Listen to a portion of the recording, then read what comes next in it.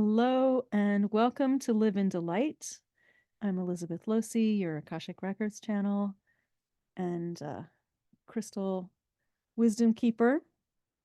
I'm recording this on the 13th of March.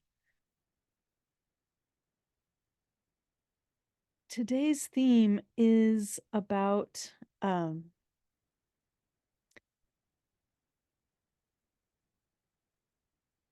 protection and clearing the heart.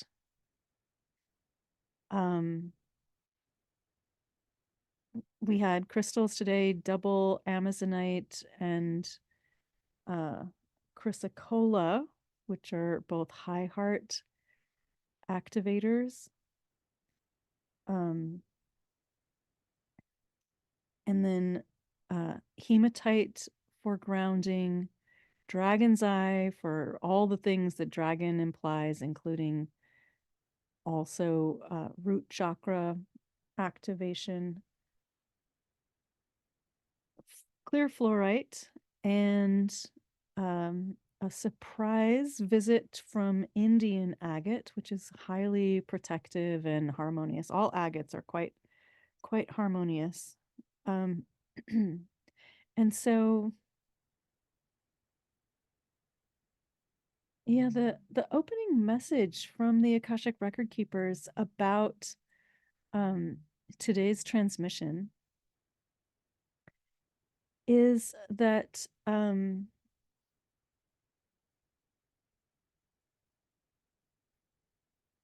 there is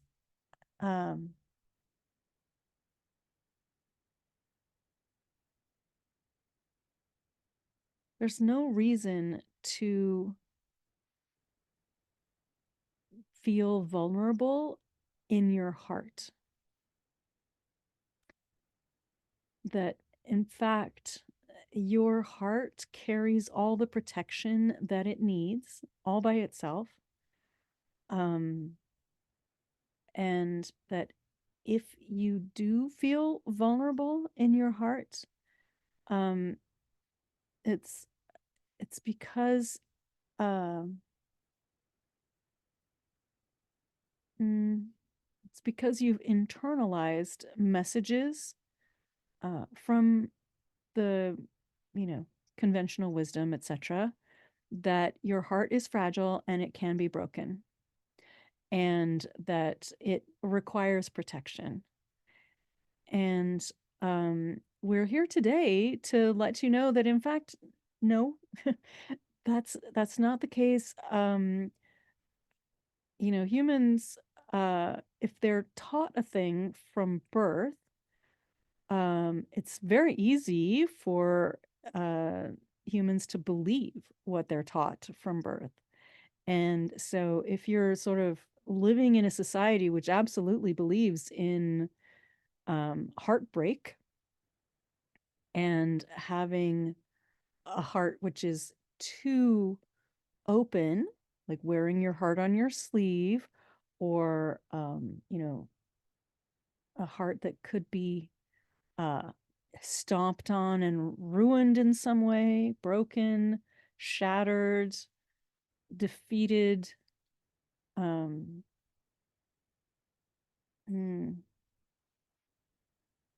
something in it stolen. Those are cultural expressions which you may be familiar with, but which have absolutely no basis in truth. And so what the keepers want to transmit to everyone today is that really your heart is so very strong, it is impossible to stomp on it or break it. Last time we spoke all about the heart not being fragile. And this is an additional message in support of that there's no reason to feel like you need to barricade your heart or do anything to you know, deal with negativity that might be shot towards your heart. Um, let's be more precise here. This is not to say that there are not people who might be jealous of you. Let's just put it in personal terms for you, and who might want to have what you have, and then um, might try to inflict pain on your heart. But their desire to inflict pain and uh, your heart's resiliency um, don't really have, they're not connected. There's no way that someone from the outside can actually do damage to your heart. Now we're not talking about the muscles with four ventricles, whatever. Um, the what we're talking about is your energetic heart, and it is so much stronger than any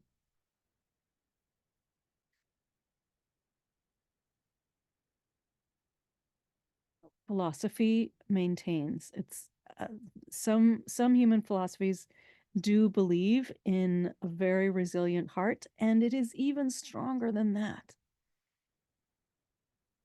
The really the only reason you might feel like you have a broken heart or a shattered heart or a vulnerable heart or a heart that is in need of protection is because you've been told that.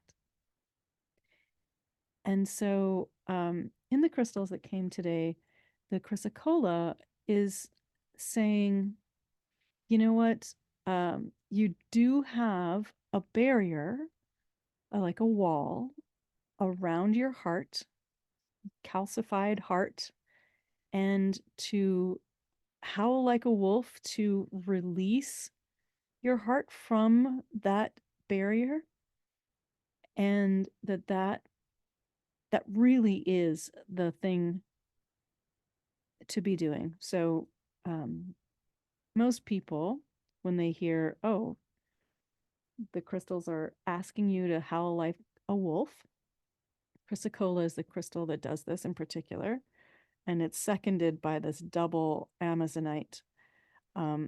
It doesn't mean that you need to be loud about it, but just tip tip your head back a little bit to straighten out your esophagus and go, oh. And it's not really louder than the sound of a speaking voice or the sound of music playing in your space or a television playing in your space. A lot of people object because they're afraid that people will judge them for howling like a wolf, and it doesn't have to do with like what phase the moon is in.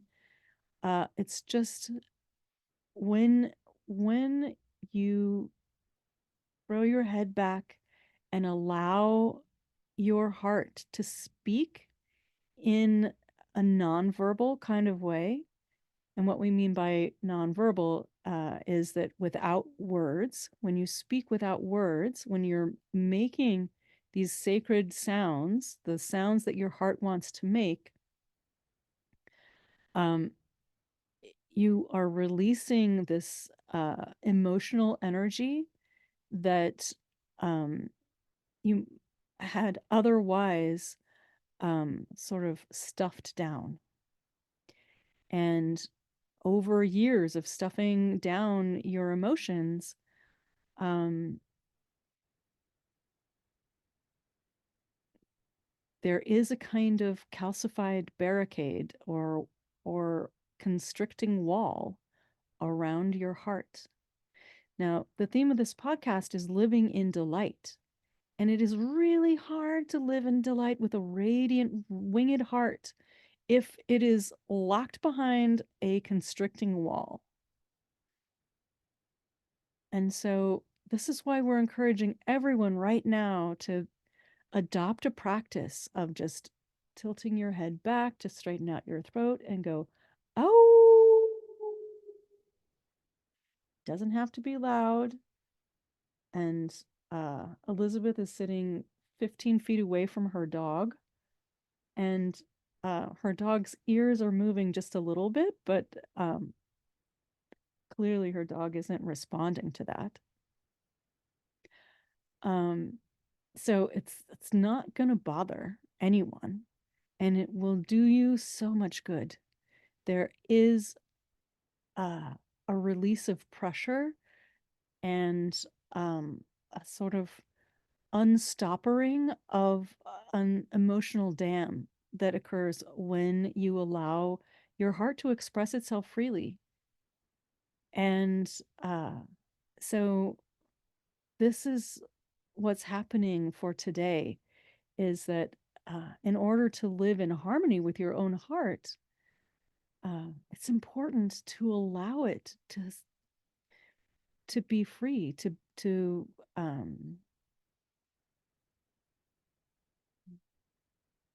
be released from its prison, that constricted heart.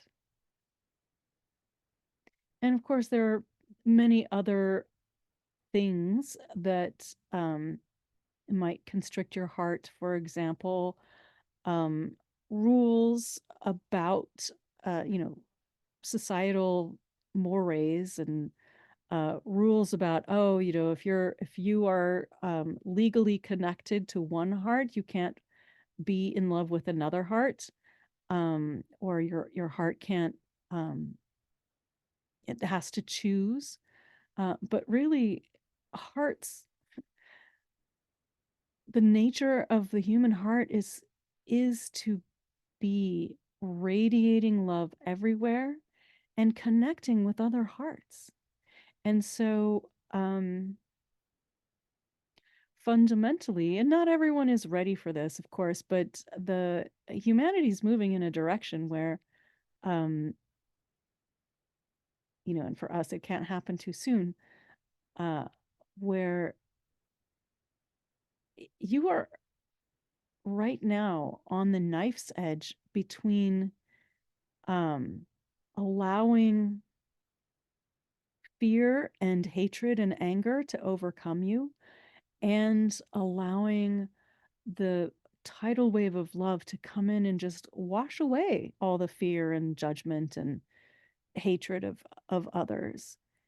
And so the more open and uh, accepting of everyone and everything, and the more deeply connected in love with other hearts your heart you can allow your heart to be, the better for you and the people around you. So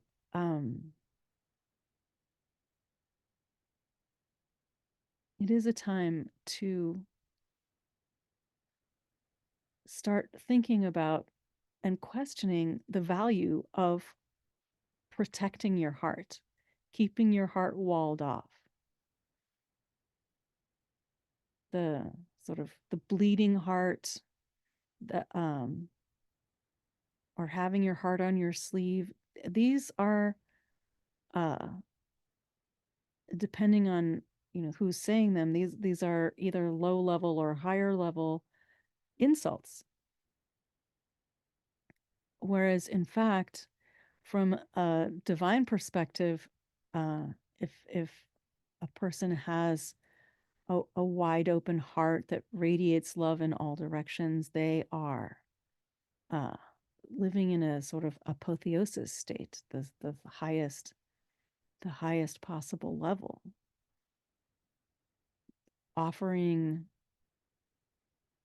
delight and love and peace and gratitude and a kind of bridge to other hearts. What could be better than that? And um,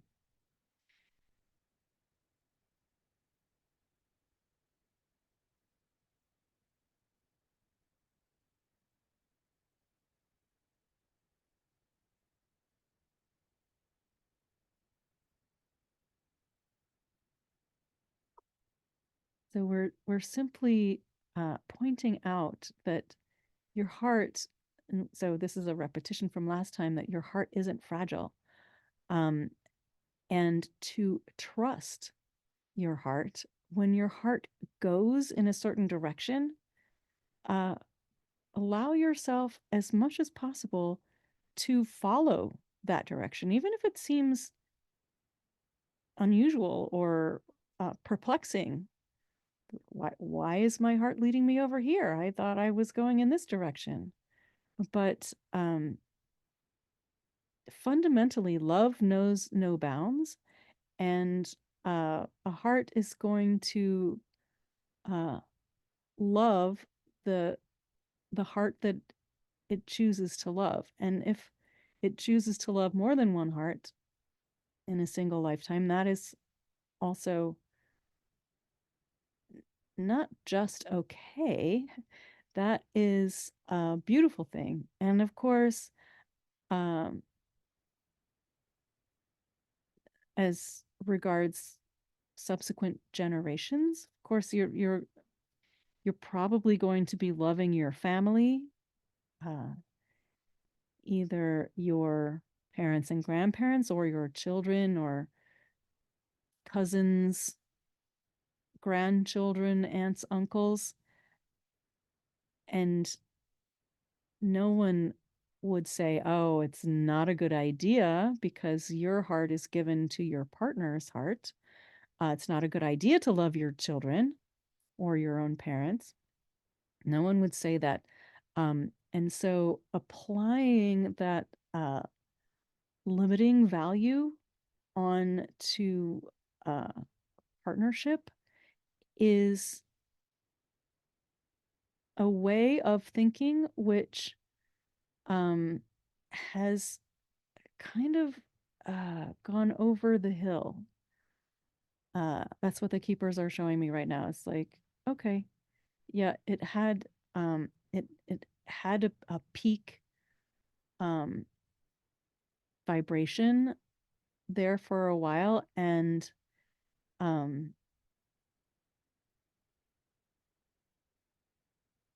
as an idea, it's it is sort of reaching. It's not yet there, but it is sort of coming down into. It's no longer high noon for that idea. It's sort of halfway between high noon and sunset at this point, and it is not yet creating beautiful colors in the sky, but it, you know, in several decades, it will start to really be in that sunset mode.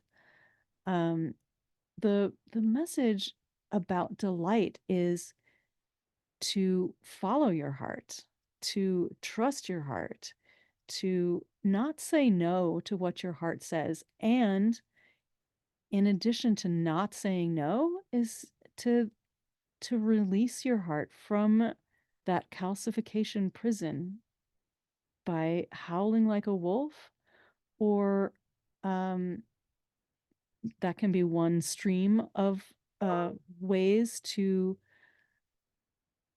um, release your heart. There can be other things, for example, following your curiosity, which is one kind of expression of your heart, um, and following your intuition, which is another kind of expression of your heart, and also being in a place of gratitude,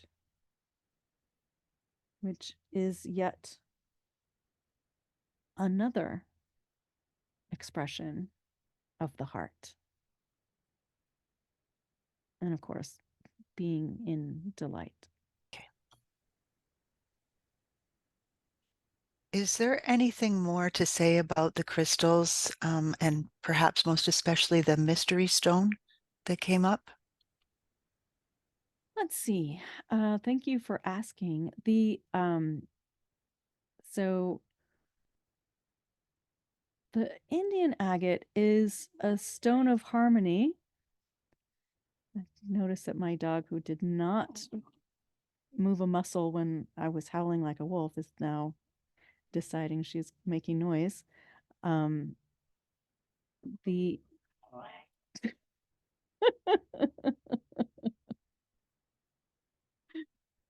You want to be on the podcast?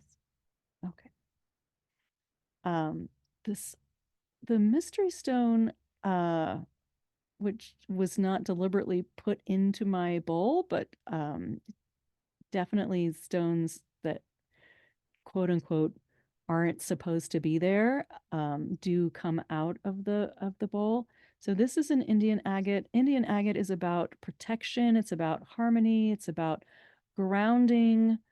Um, and we also have the the energy of protection in the clear fluorite. Fluorite is a highly protective stone. Hematite is about grounding and protection as well.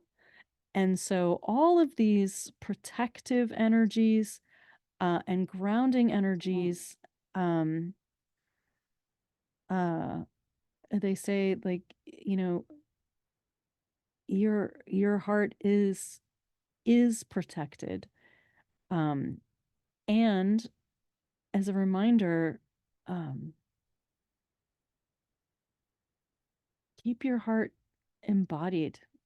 Live from your heart, live in your heart, move your body from your heart, offer the world your heart through your voice, through your actions, through the movements that you make. And um,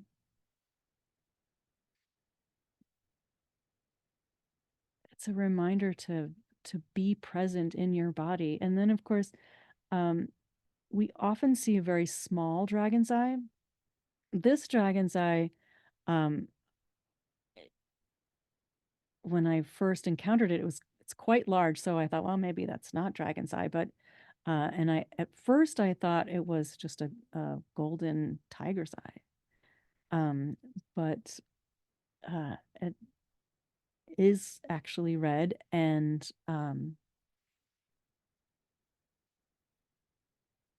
this is also speaking to the fiery, sort of mystical nature of the heart. That in fact, um, the heart is quite magical. The heart is quite able to be doing more than doing more than you think is possible. Um,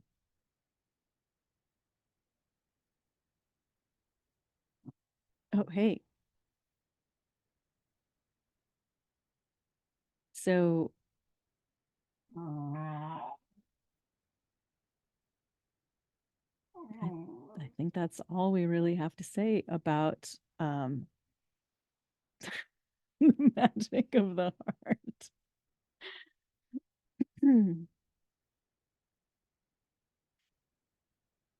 The yeah, the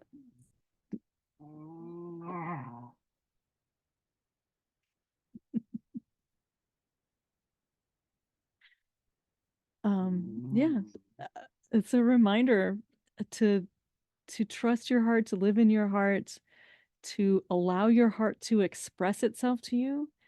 And another practice is to put your intention and attention on your heart, including placing your hand there and breathing and allowing your heart to speak to you directly, and not in a sort of a guessing kind of way, but just um, to listen to its message, and maybe do that several times a day, as often as you think of it. Hmm. What does my heart have to say right now? Oh, it says that it desires this. Maybe your heart um, desires more sleep. Maybe your heart desires more connection. Maybe your heart desires more of a certain color. Um, maybe your heart desires more connection to nature. Allow your heart to speak to you in the knowledge that your your heart is itself a powerful guide that lives inside your body and is always there because your heart is, as long as you are living in a human body, your heart is there to be a beacon of light, to be a guidepost or a compass, and a sanctuary. Don't be afraid to ask your own heart to be a sanctuary for the rest of you. In fact, it wants nothing more than to be that.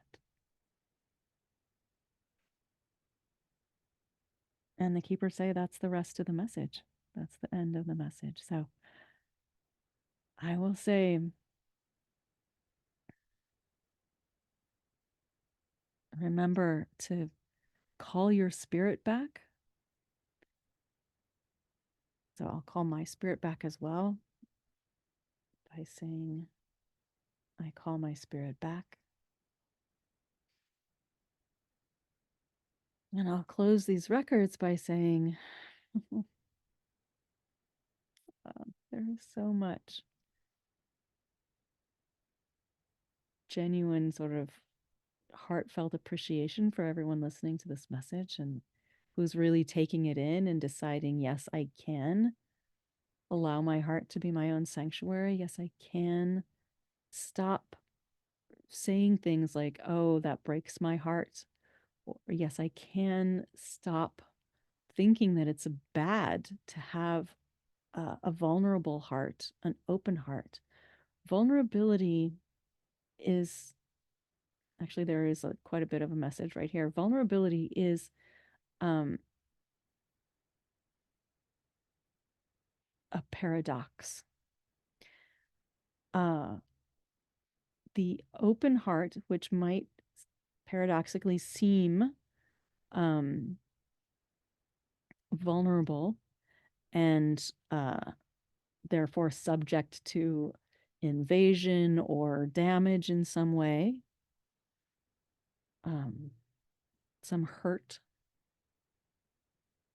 The open heart is actually practically invulnerable. There, the open heart radiates its loving energy out, providing a kind of force field, actually. So when your heart is open and you are showing that it is vulnerable because you are allowing it to radiate openly and in all directions, and you're not trying to shield it in any way. Check for a shield in the back of your heart as well. Um, Many people who operate with an open heart do have a shield at the back out of um, mm,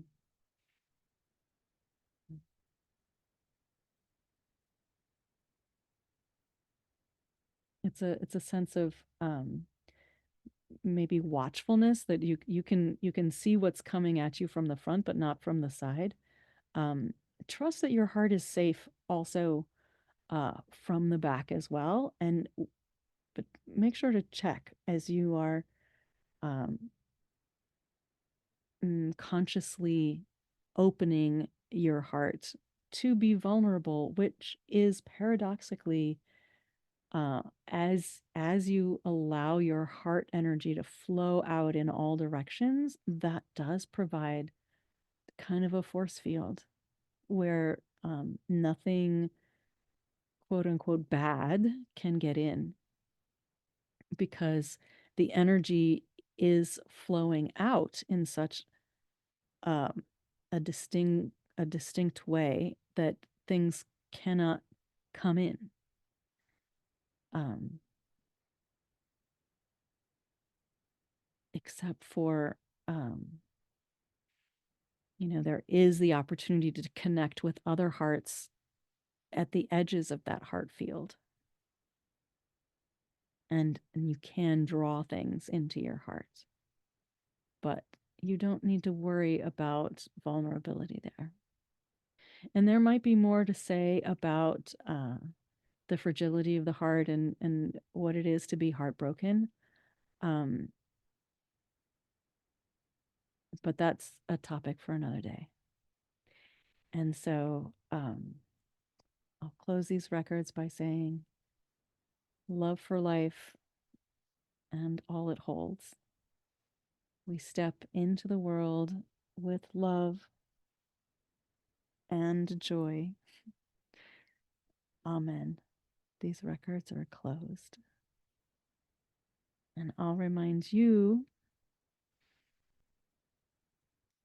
to do your grounding work and um, to live in delight wherever you are. You don't have to, there's no process for living in delight. You just decide to. And I thank you for being here. Until next time, I'm Elizabeth Losey of elizabethlosey.com. And if you would like to explore crystals with me or get your own Akashic Records channeled, please do reach out to Elizabeth at elizabethlosey.com. Thank you.